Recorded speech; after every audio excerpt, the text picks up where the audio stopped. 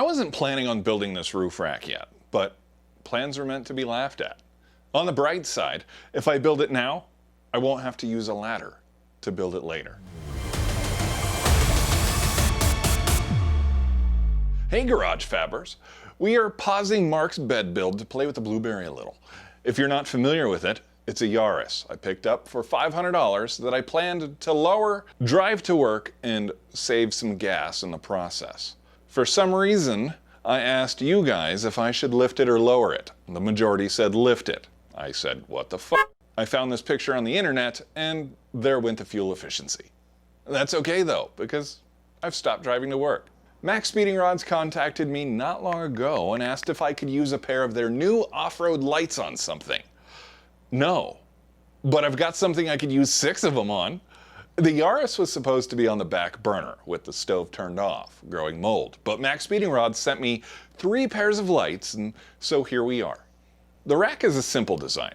The sides will be 1/4 inch thick flat bar, 1.5 inches tall, with 4 1-inch round tubes. I don't have a drawing, so we're just gonna piece this together and try to make it look good as we go. I think I want the angle of this rack to be at the same angle as the bottom of the car. And I'm gonna do that with my little angle finder. It's about 2 degrees.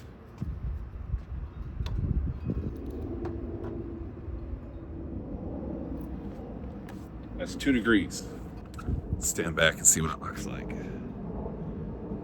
Yeah, I like that. So I need stands that are about 3.5 in the rear, 4 in the front. Maybe a little bit more. I'm gonna try to use this homemade doohickey again already.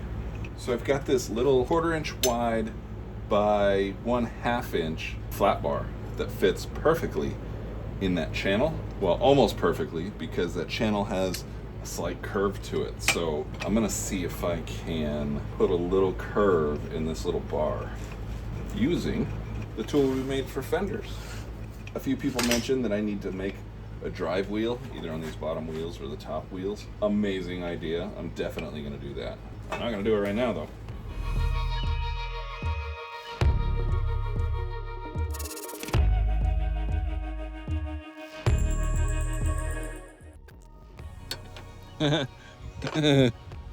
Definitely curved it way too much, but I'm okay with that because these are actually going to be much shorter pieces, about 4 inches, I think. And then it'll be really easy to slowly straighten it back out to fit perfectly in this channel.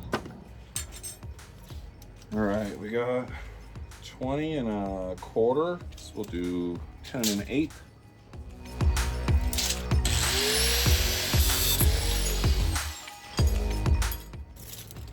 $10 1/8. So we'll do 5 1/16. 5 pieces that are just over 5 inches wide. Long. Nice. I just need to make these a little bit thinner.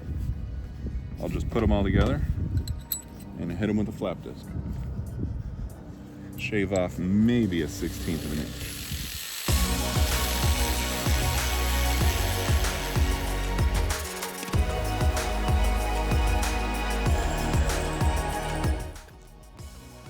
Drill 2 holes in each of these, and I just now decided that I'm not going to go crazy on measuring them because I had to make each one of these for their individual corners, and then I had to label them.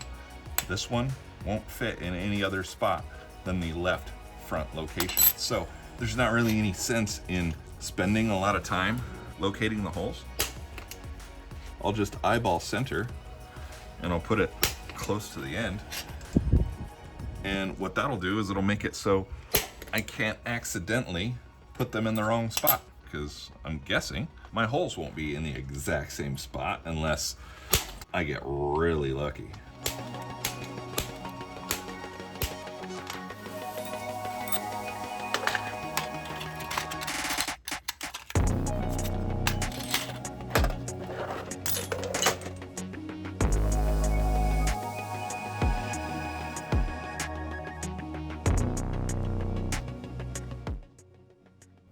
The holes are drilled, they're identified as to what corner they go to.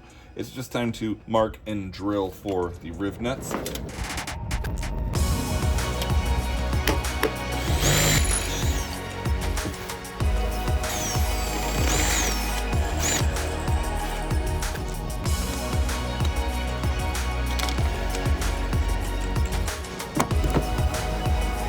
Oh yay.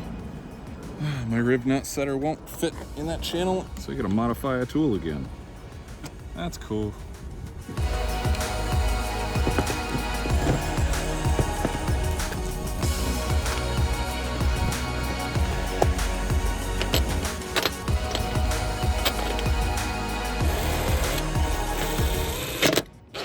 Alright, there's a foot. We gotta do that 3 more times before we can move on. So now it's time for some uprights. We got about 3.5 inches in between the bolts. Let me see what kind of flat stock I have that we can use. I got some 2 1/4 by 1/4 thick. I think that'll do.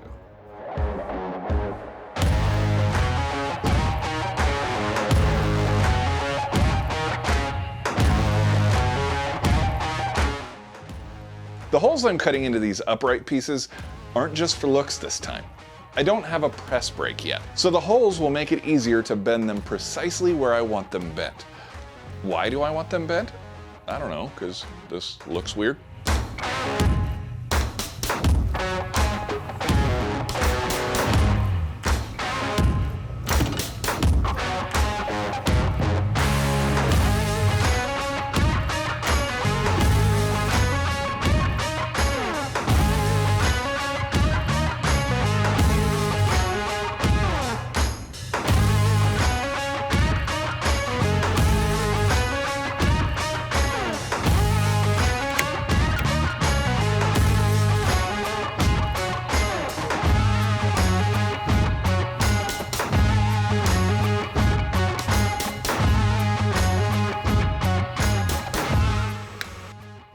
The rails are currently leaning at 10 degrees when the car is level, so I put the uprights in the vise, measured them, and then bent them in about 10 degrees.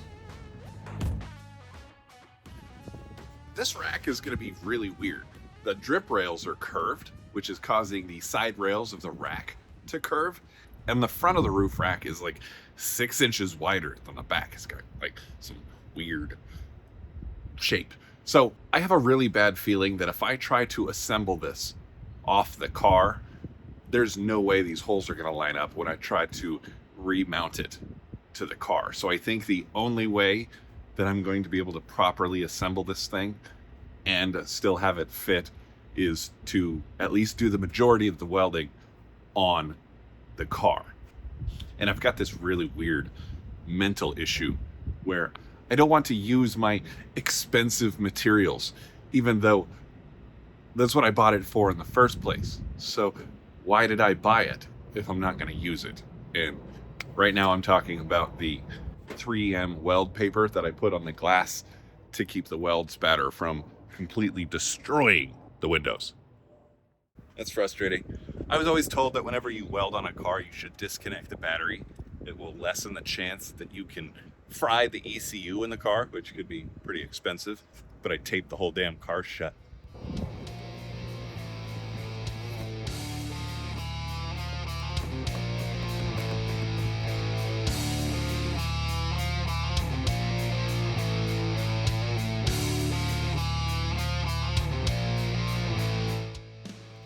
I want to attach these round tube crossbars to be flush with the side rails of the rack.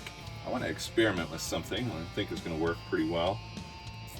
I'm just going to strap the round tube to some square tubing that's a little bit longer.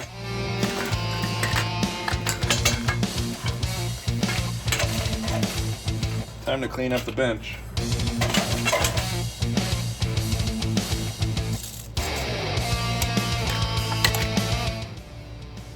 Alright, round bar is strapped to some square tubing. Now let's go weld this in.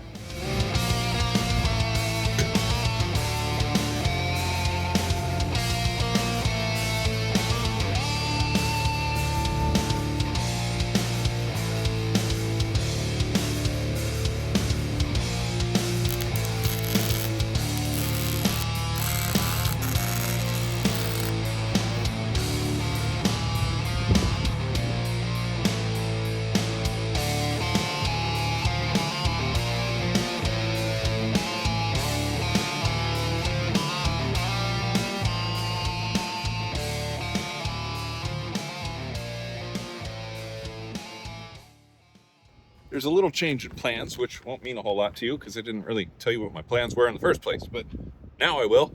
I was going to build a rail for 6 MaXpeeding rods lights that was going to flip down in the event that I needed to load up the roof rack. But then while doing the bars in the roof rack, it brought my attention to the crown of the roof and made me realize how close the highest part of the roof got to those bars. And so it made me think, wait a minute, that might affect my plans for the lights. And sure enough, I checked in the middle. I'm not so sure I'm going to be able to make these lights lay down enough to clear a load. So I decided to just make the light rail easily removable. It's not as cool, but unplugging the lights and putting them in the back of the car won't be so bad.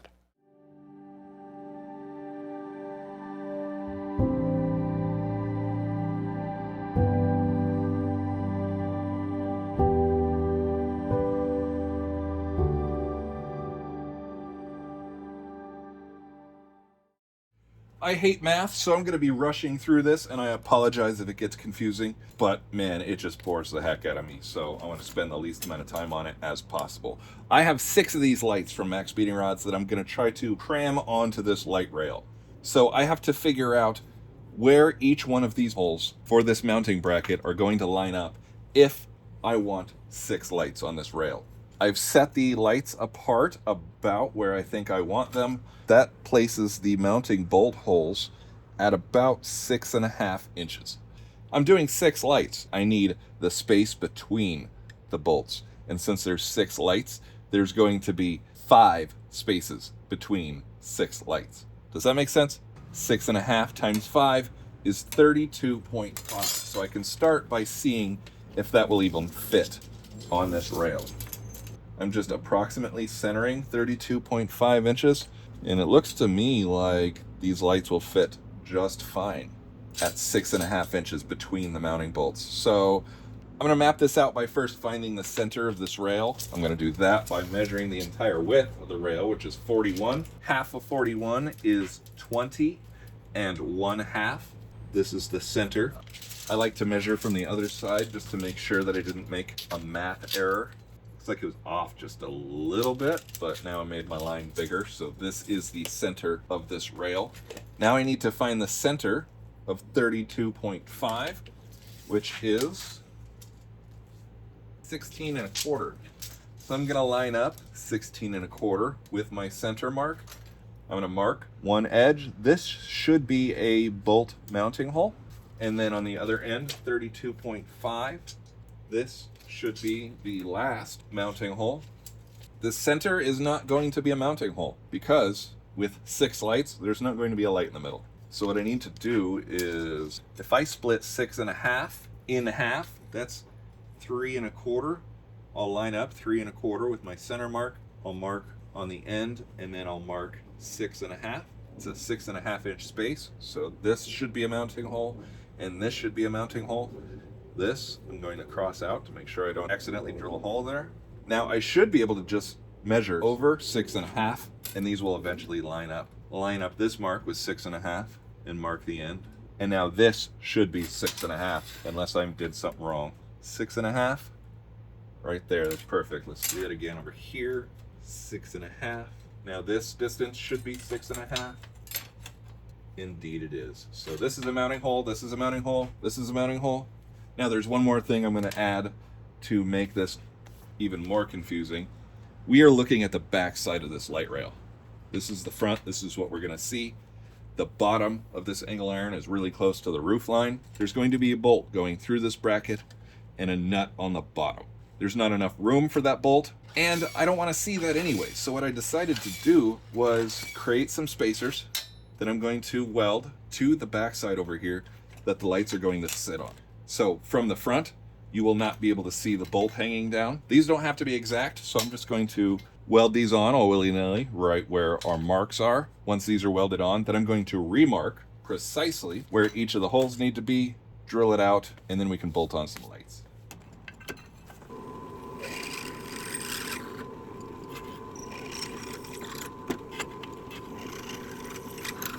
At the last minute, I decided to weld on a pair of lips onto the end of the light bar that will allow me to set it in place while installing the bolts. a work smarter, not harder type thing. Simultaneously, I trimmed off some corners to prevent injury and to make things look a little more finished. I want to talk real quick about stainless fasteners because I've already started to install these and I was quickly reminded that stainless is a huge pain in the ass. A stainless nut on a stainless bolt has a tendency to gall and seize up, especially if you're using power tools and no lubrication. So if you are using a stainless bolt with a stainless nut, you need to lubricate the threads with WD-40, anti-seize, whatever you choose, and then absolutely do not use power tools to put them on. When I used to build utility trucks, we would use a stainless bolt on the outside of the truck. It would have a rubber washer that would seal, and then on the inside of the truck, we would use a non-stainless nut on that stainless bolt, and that would prevent the threads from getting all jacked up and seizing. So in short, to keep things painless, lube it up and go real slow. Oh, it's pretty heavy. Wow.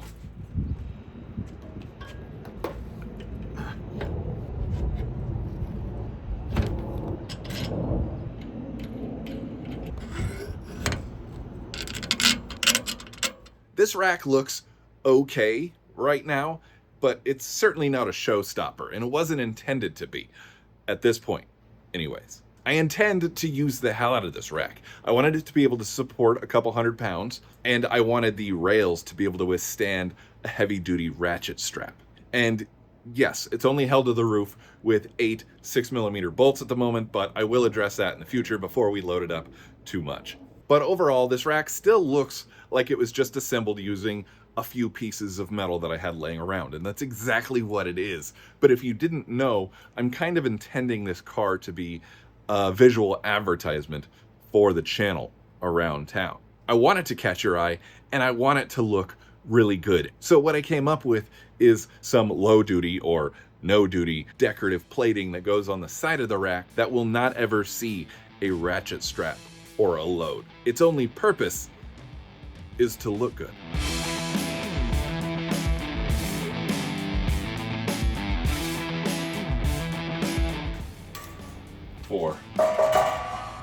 This is the stuff. I've decided to use this steel rectangle tubing. It's 1 inch by 4 inches. I wanted to use aluminum, but I don't have access to anybody right now that can give me a really long break on a 66-inch piece of aluminum sheet metal. So what I'm going to do instead is I'm going to steel it from this. I'll be steeling the front face and the bent corner on one side and a little bit of the top rail.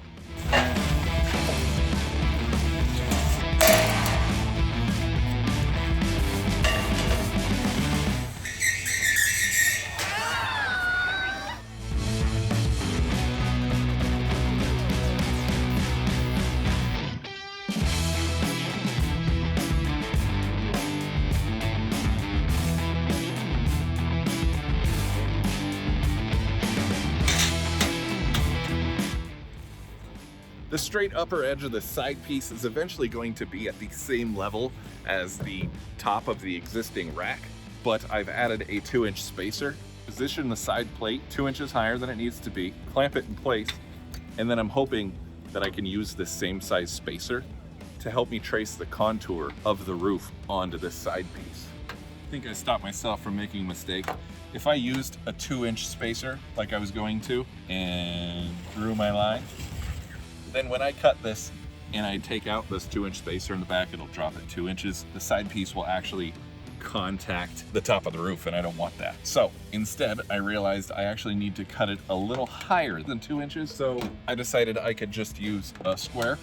So I'm going to contour this line at a little over 2.5 inches because a follower of Garage Fab recently pointed out that when I was measuring those fenders, when I was splitting them in half, I didn't account for the little flange on the bottom of my square, which like adds a 1/4 inch. That was amazing. This is why I love the comment section so much.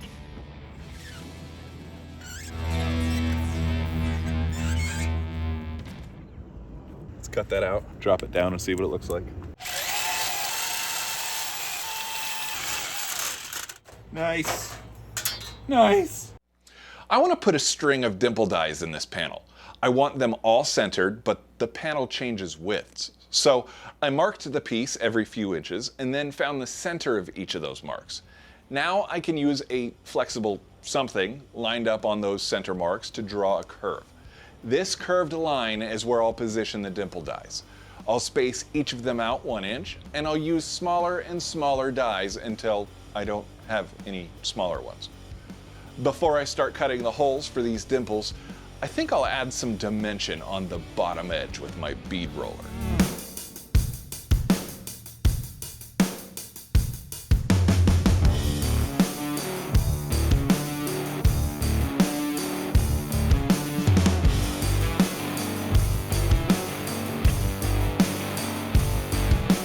Well, that fucking sucks. I'm sure you've heard the saying, having a welder doesn't make you a welder. Well, I think the same goes for bead rolling. If you have a bead roller, it doesn't make you a bead roller. I have successfully totally screwed up this piece. Those of you that are skilled with bead rolling are probably laughing your ass off, but please, help a brother out. Can you tell me what I did wrong? I was just expecting a little whoop down at the bottom. I certainly was not expecting a cinnamon twist of a part. So now I get to completely start this all over. Cutting it out from the rectangle tubing, cutting it into shape, remapping out the holes for the dimple dies. That's like 1 step forward, 10 steps back. So big kick in the face. Well, I got some of the twist out of it. Maybe I can just massage it out with a hammer.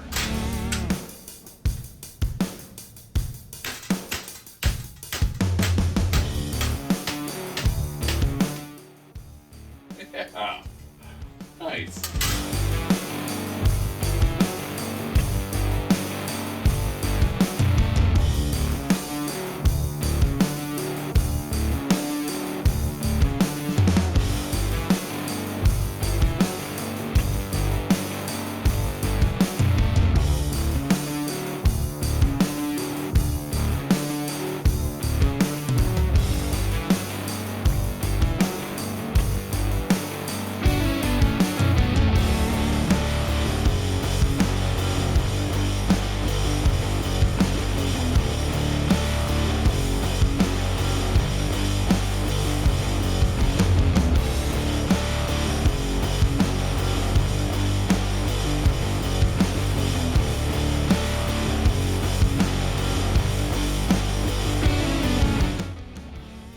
Before I dimple this panel, I'm going to go over it with a DA sander to get rid of scratches and to create a uniform finish. If I don't do it now, the DA sander will skip right over the dimples and it'll be very ununiform.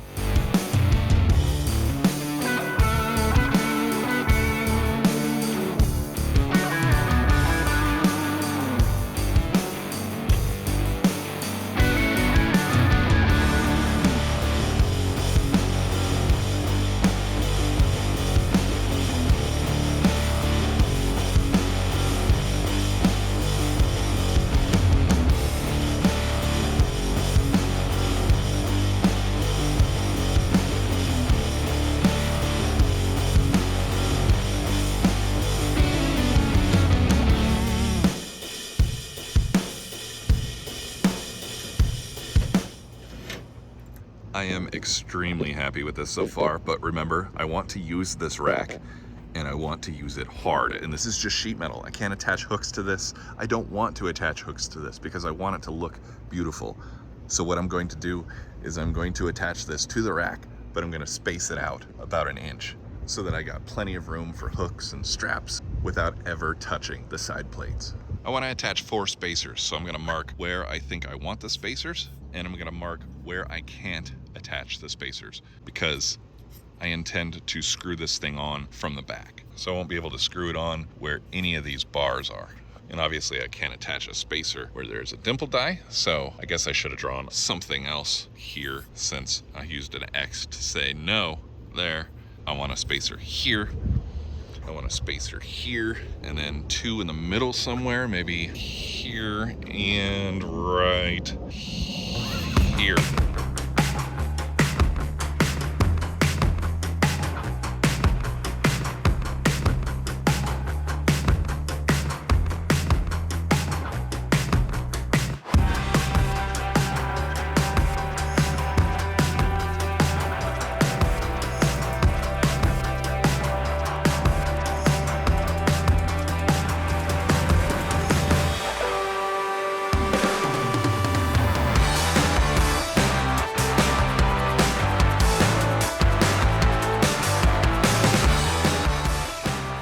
After clamping the side plate in place, wait, what are you doing?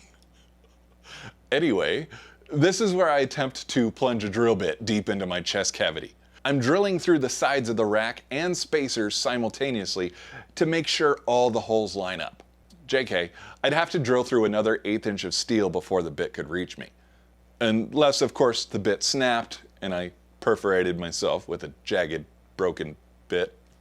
Huh. Yeah, don't do what I do.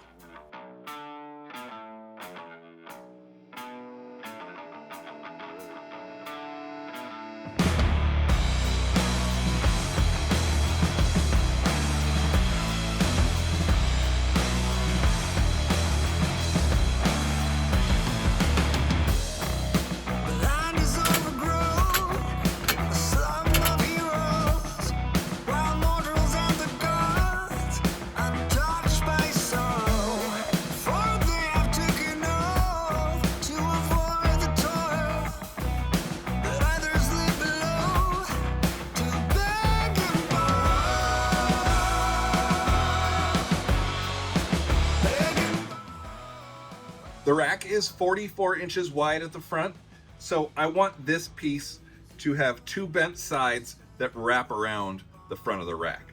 But I want this thing to be curved to kind of fit the windshield a little bit better, so I'm actually going to need more than 44 inches, right? I have to determine about how much of a curve I want, and then determine how long I actually need this piece. It's actually interesting how little extra material is needed to make a curve like that. And the way I'm going to determine that, I have a clamp on this side so that this side can't move. Put a mark on this end just to do an approximate curve of what I think it's going to be. I can then measure this distance over here, or I can mark it again. And it looks to me like it's about 1/4 inch.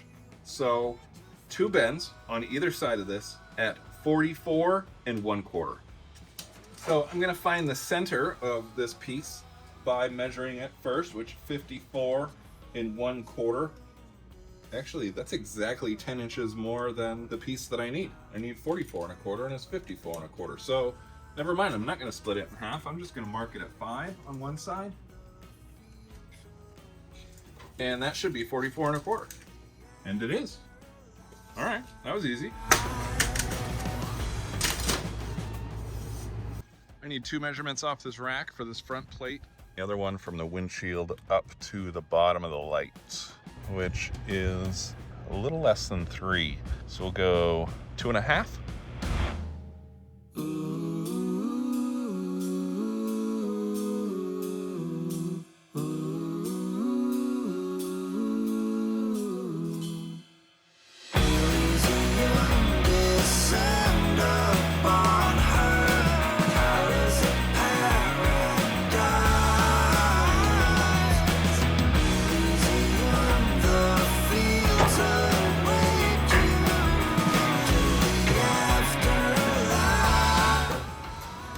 To swing by Justin's to mooch his sheet metal brake again.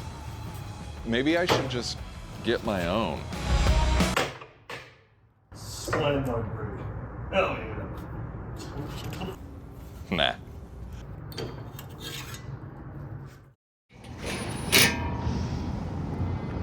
Yay! Ready? No brakey. Just a little paint chippy. How's this one work? Just like that. Sort of. I should do this for a living. Dude, talk about chippy, man. I'm gonna 3D print you like a dick or something on there. Oh, what? A big penis. I wouldn't have said yeah so enthusiastic.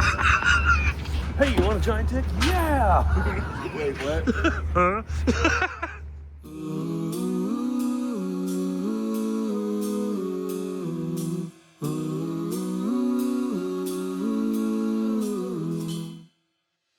Well, that's fun. We have to take a break from the build so that we can use the thing that we're building. My brother needs to borrow my trailer, but it's currently in storage with a massive AC unit on it. So he's coming over to help me load up my gantry onto the new blueberry rack so that we can go get the AC unit off the trailer. That's super exciting. It's gotta be like 200 pounds worth of steel. So much for swapping out those 6mm bolts before we use it. I'm going to install these lights twice. The first time is going to be the way that MaXpeeding Rods intends you to wire them. Start by plugging in the connectors at the lights. Then, since the light connectors come already installed, you'll need to route the harness down the outside of the windshield in order to get to the engine compartment. Connect the red and black wires to the battery and mount the relay. Then you'll need to get this through the firewall so that you can connect it to the switch on your dash, wherever you decide to put it. And it's done. Piece of cake. Except this looks kind of stupid, doesn't it? So maybe if you have a snorkel, that'll work. Or some cars have places where you can tuck stuff in. This one doesn't have that, so we've got to make this a little bit more complicated. A downfall to this install method is that the way MaXpeeding Rods wired the relay causes the relay to be activated at all times when connected to the battery. This relay is not activated by the dash switch, as you might expect. This means that the relay will create a constant parasitic draw on the battery even when the car is off, and you can operate the lights even when the car is off. That'll zap your battery real quick. For the second and final install, I had to disassemble the wiper cowl to access the upper part of my firewall so that I could drill a hole. I hope I'm not gonna drill into something other than the firewall, like wires. Well, it doesn't feel like I drilled in anything. Nice.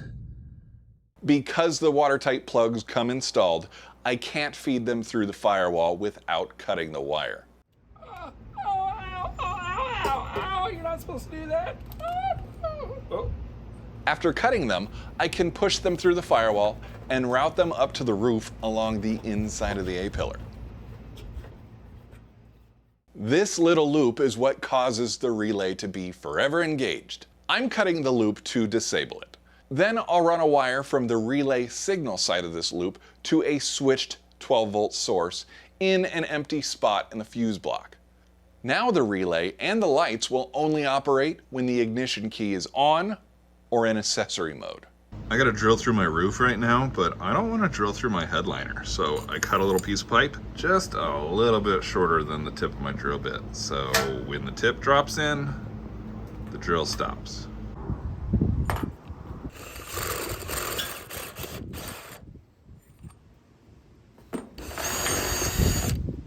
I almost poked through the ceiling anyways. You can see that little bright spot. That's where it almost went through. You can't see it unless there's light behind it.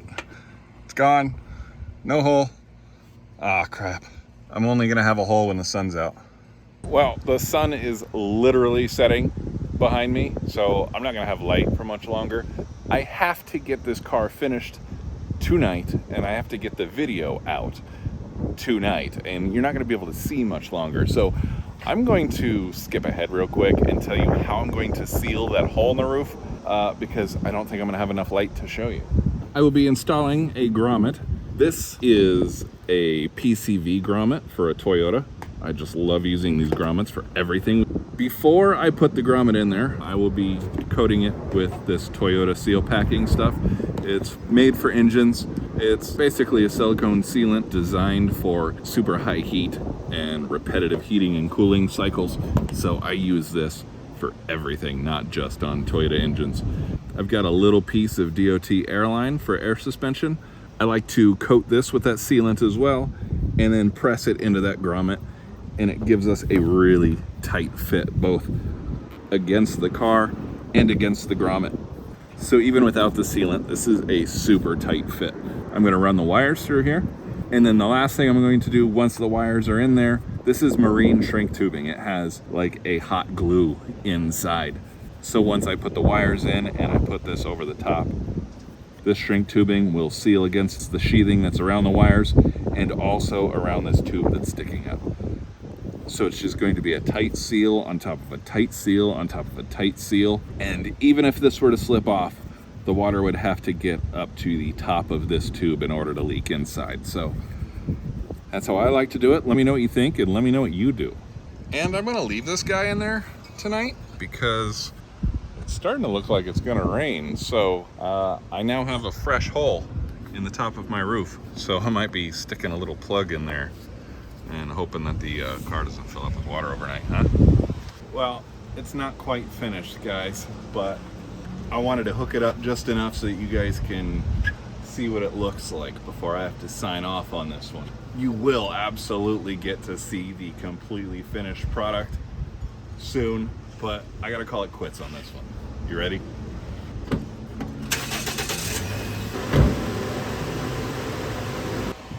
Still need quite a bit more work on this little deflector in front. I promise that'll look a hell of a lot better when we're done. Also, the switch is not going to be mounted to the outside of the driver's side window. Didn't have time to trim off these little guys, but we did get to use it already, and that was amazing. You want to see what the lights look like? The actual lights? Me too.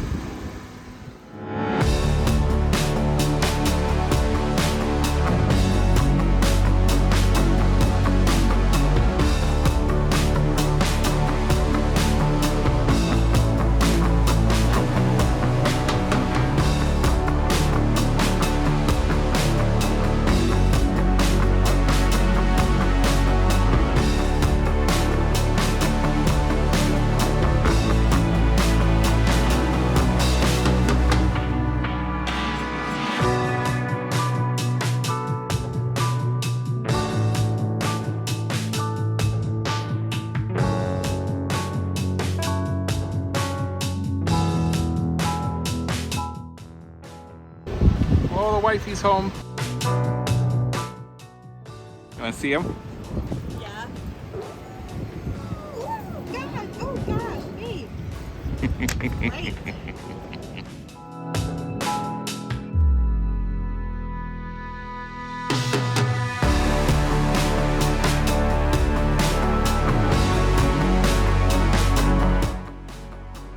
Oh yeah, the best part.